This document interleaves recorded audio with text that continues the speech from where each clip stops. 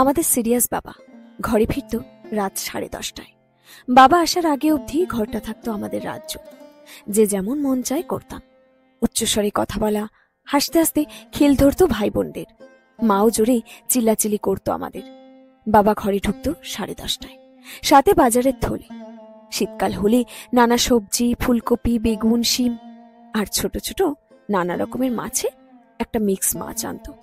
মাছটা মা কাঁচামরিচ দিয়ে রান্না করত। অদ্ভুত এক সুঘ্রাণ আসত। মোটা চালের ভাতটা অনায়াসে গোগ্রাসে চলে যেত। বাবা ঘরে ঢুকলে সব শান্ত হয়ে যেত।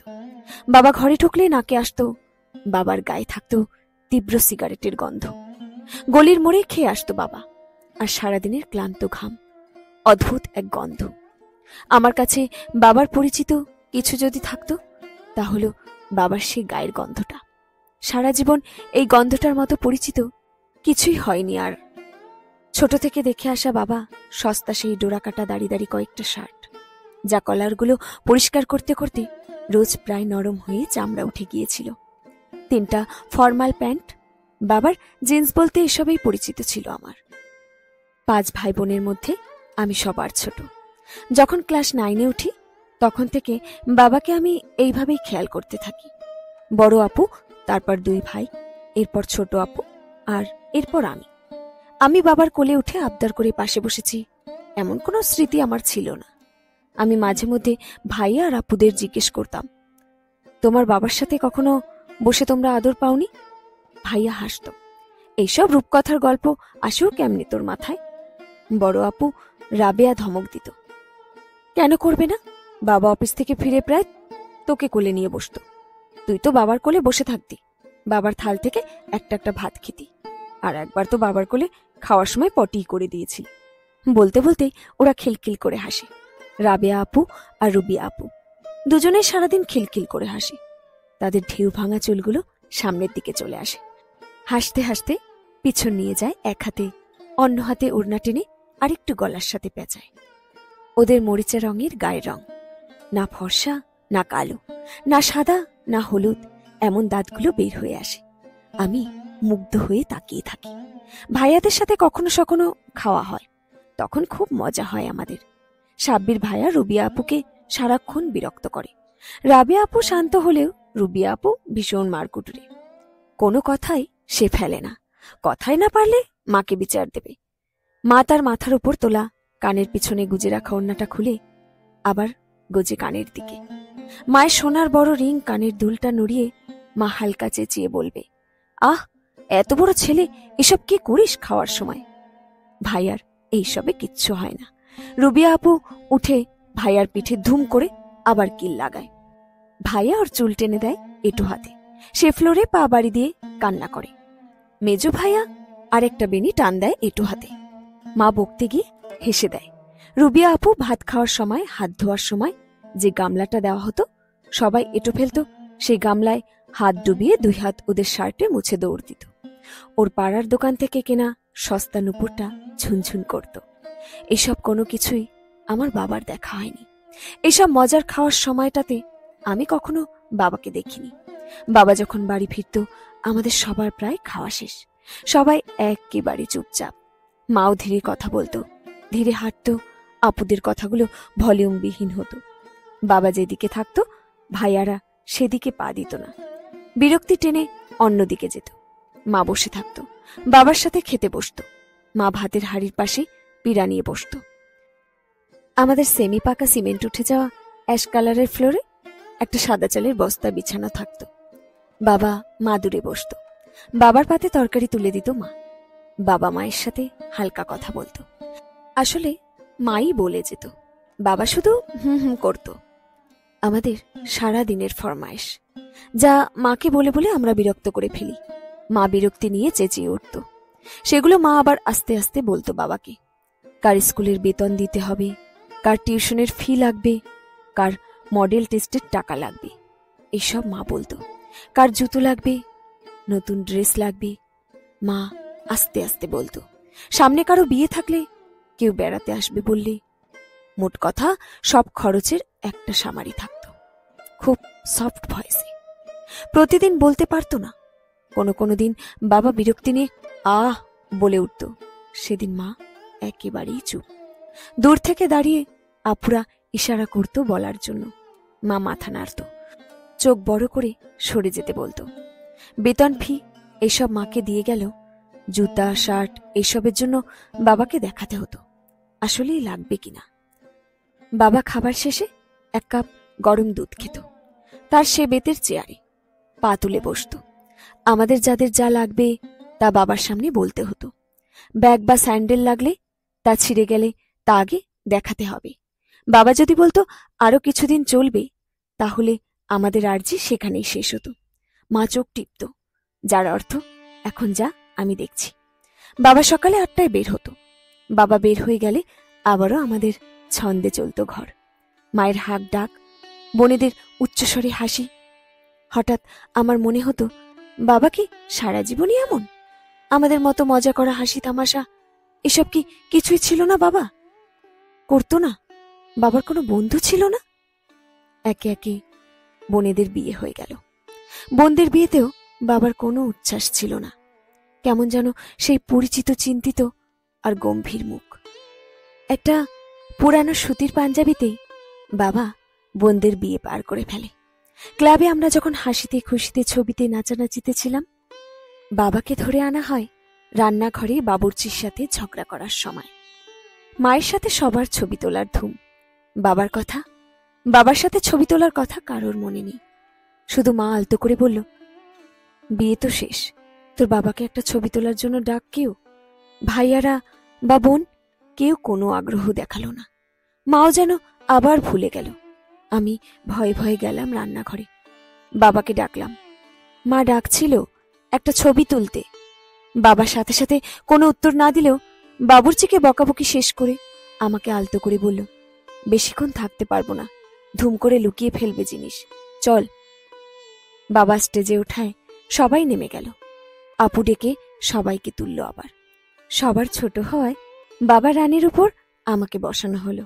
মা পাশে বসলো, রুবিয়া আপু পিছনে দাঁড়ালো, ভাইয়ারা নিচে হাঁটু ভেঙে, যাতে সবাই এক ফ্রেমে সুন্দর করে আসে। আমি ভয়ে ভয়ে বসেছিলাম।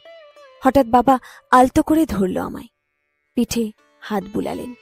আমি স্পর্শ করলাম। প্রথমবার বাবার স্পর্শ ত্বকে নয়, বুকের ভেতরে কোনো একটা দেওয়ালে গিয়ে ধাক্কা লাগায়, কাঁপুনি ছুটায়। এরপর সবাই আবার মেতে উঠল মজায়। বাবা ফিরে গেল আবার রান্নাঘরে বাবুর্চি পাহারা দিতে। সেদিন আমার প্রথমবার মনে হলো, আমাদের বেড়ে ওঠা, আমাদের জীবন, আমাদের পড়ালেখা, আমাদের এই আনন্দ, নতুন জামা, সব তো বাবার টাকায়, বাবার জন্য। কিন্তু আমাদের আনন্দে কোনো ভাগিদারি যেন তিনি নেই, তিনি নন। এক বুক হাহাকার সেদিন বুকে জেগে উঠেছিল। তার জন্য আমি বোধহয় শেষ অবধি ছাড়তে পারিনি বাবাকে। কি যেন একটা উলের কাটার মতো ফুটত। আপুদের বিয়ে হয়ে গেল। ভাইয়ারা কেউ সিলেট, কেউ কক্সবাজার চলে গেল চাকরি নিয়ে, বিয়ে করে যে যার বউ নিয়ে। আমাদের ঘর আবার ঠান্ডা আর নিশ্চুপ হয়ে গেল। কিন্তু সেটা বাবার জন্য না। তখন সবে আমার ইন্টার শেষ করে ভার্সিটি লাইফ শুরু হচ্ছিল। বাবা রিটায়ার্ড হলো। বাবার আর ফেরার টাইম নেই। বাবা ঢুকলে সব থমকে যাচ্ছে না। বোনেরা ভাইয়েরা এলে প্রথম প্রথম আগের মতো বাবার সামনে চুপ থাকার চেষ্টা করলেও ধীরে ধীরে সব কমতে শুরু করলো। বাবা আছে তো কি হয়েছে, সবার মধ্যে এমন একটা ভাব আসা শুরু করলো। আমাদের কথাবার্তা, হাসি মজা করা বাবা দূর থেকে অবাক চোখে দেখতে দেখতে অভ্যস্ত হয়ে গেল। আমরাও অভ্যস্ত হয়ে গেলাম বাবার থাকাটা। বাবার নিষ্পৃহ চাহনি ভেজা শামুকের মতো ধীর হতে লাগলো। আমি বাবার সে দাপট চলাকে মিস করতে করতে একটা সময় সেটা মায়ায় পরিণত হলো। তখন আমি শুধু বাবাকে আগের মতো সম্মান দিয়ে চলতাম। বাবা ধীরে ধীরে মিশতে চাইছিল আমাদের জগতে, যে জগতে যিনি কোনো কালেই ছিলেন না। তিনি ছিল রাত 10:30 থেকে সকাল 8টার একজন অতিথি মাত্র, যাকে সবাই ভয় পেতাম। মাও এখন ভয় পায় না। আমাদের বাসা চেঞ্জ হলো। এই স্যাঁতস্যাঁতে ফ্লোরে এখন চকচকে। মা আর কাজ করে না। কাজের মেয়ে একটা আছে, যাকে তদারকি করা আর ওর না পারার কাজের ফর্দ শোনায় মূল জীবনের পরিণতি হয়েছে। আমরা এখনো আমাদের সিরিয়াস বাবাকে কোনো প্ল্যানে ইনভলভ করতে ভুলে যাই। ভাইয়েরা বোনেরা বাড়িতে এলে পার্কে ঘুরতে যাওয়া প্ল্যান হয়। সবাই যখন ঘুরে এলাম মা সহ, বাবা পাড়ার দোকান থেকে ফিরে এসে বলল, কোথায় গিয়েছিলে সবাই? পার্কে। বাবা তার চামড়ার জুতোগুলো দরজার পাশে দেওয়ালে হাতের হেলান দিয়ে খুলতে খুলতে বলে, কই বললি না তো কেউ? আমাকে বলতে আমিও ঘুরে আসতাম। মা বলে উঠল, তুমি যাবে না তাই? বাবা ও বলে তার পাঞ্জাবির পকেট থেকে ছোট মোবাইলটা শোকেসের পাশে রেখে ভেতরে চলে গেল। আমরা খেয়াল করলাম বাবা যাবে না, এইটা আমরা এমনভাবে গেঁথে নিয়েছি বাবাকে যাওয়ার জন্য বলার কথা কারো মাথায় এলো না। কারণ বাবা যে আমাদের সিরিয়াস বাবা, যার এই সংসারে অতিথি হওয়াটা আমাদের জন্যই ছিল। সকালে বের হতো, রাতে ফিরত। তাই বলে নির্দ্বিধায় বোনেদের বিয়ে হয়েছে আর পূরণ হয়েছে সব ভাইয়ের পরীক্ষার ফর্ম। তারপর একদিন কোনো কারণ ছাড়া মা মারা গেল। সবাই বলতে লাগলো, আহারে সুখের সময় মরে গেল। আমি ভাবতাম, মা কি অসুখী ছিল? আমাদের 5 ভাই বোন নিয়ে বাবাকে নিচু স্বরে আমাদের ফরমায়েশগুলো দেওয়াতে তো মা সংসার খুঁজে নিয়েছিল। মা তো অসুখী ছিল না।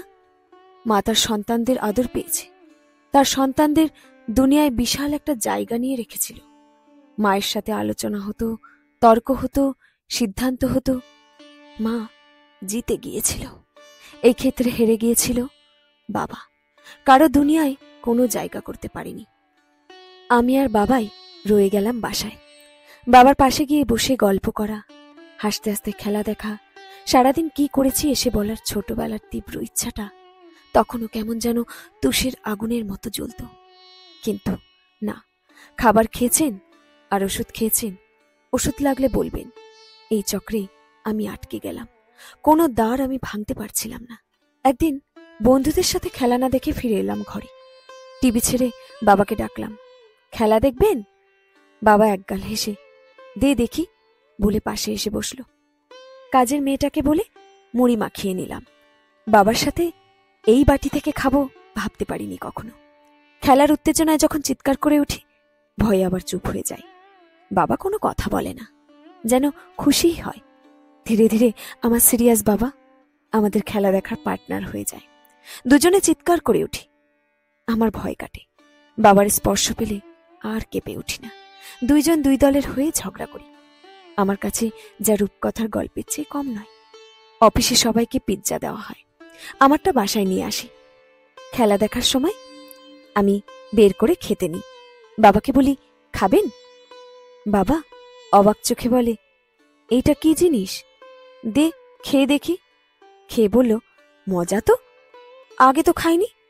আমি অবাক হলাম। আমরা ভাই বোনেরা পিৎজা খেয়েছি অনেক আগে থেকে, মাও খেত, কিন্তু বাবা ফেরার আগে।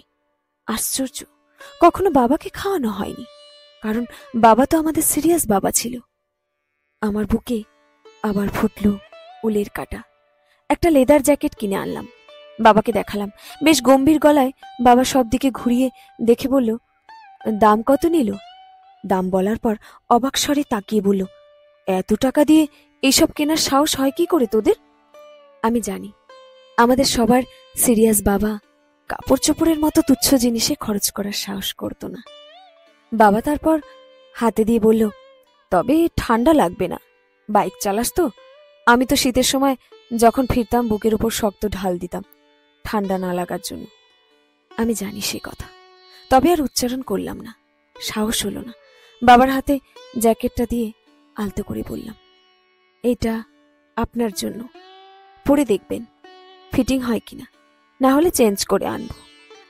বাবা অবাক চোখে তাকালেন, আবার অবিশ্বাস্য চোখে। আসলে বিশ্বাস হচ্ছে না ওনার।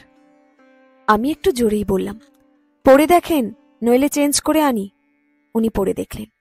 ড্রয়িং রুমে আয়না আছে, তা উনি বেশ তাড়াতাড়ি করে ওনার রুমের দিকে যেতে যেতে বললেন, দাঁড়া আয়না দেখে আসি। তখন না বুঝলেও পরে বুঝেছি বাবা কেন পালিয়ে গেল সামনে থেকে। অনেকক্ষণ পর স্বাভাবিক হয়ে ফিরে বলল, কত আরাম রে খোকা, এটা ভেতরে পুরো গরম। বাবা নাকি ছোটবেলায় আমায় খোকা ডাকত। বুদ্ধির পর এই প্রথম শুনলাম। বাবাকে বললাম, চলেন আজ বাইকে করে ঘুরে আসি। বাবা যেন চোখে মুখে বাচ্চাদের উচ্ছ্বাস দেখালো আমায়। বাবা সারা জীবন বাইক চালিয়েছে। বাবাকে প্রথম বাইকের পিছনে বসাতে ভয়ই লাগছিল আমার। বাবা আমার পিছনে বসলেই আমি দূরত্বে ছিলাম। হঠাৎ কাঁধে হাত দিয়ে ধরল বাবা। সেই বুকের দেওয়ালে ধাক্কা দেওয়ার মতো অনুভূতিটা। বাবা ধীরে আমার পিঠ ঘেঁষে বসল।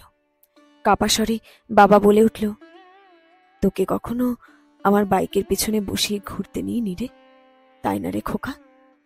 আমি জানি না কি ছিল সে কথায়। অঝরে ঝরছিল আমার চোখ বেয়ে পানি। রাস্তার তীব্র ঠান্ডা বাতাস সে কান্নায় বাতাস লাগিয়ে শীতল করছিল চেহারাটা। যেন জমে যাচ্ছে বরফ, উড়ে যাচ্ছে পানিগুলো। হঠাৎ খেয়াল করলাম আমার পিছনে ঘাড়ের দিকে কিছু অংশের সারটা কেমন যেন ভেজা ভেজা লাগছে। আমি নিঃশব্দে বাবার মনের শব্দগুলো শুনছিলাম, যেসব বাবারা সন্তানের জীবন বানাতে নিজের জীবন হারিয়ে হয়ে যায় সিরিয়াস বাবা। শেষ হলো আজকের গল্প, আমাদের সিরিয়াস বাবা। কলমে দোলনা বড়ুয়া তৃষা।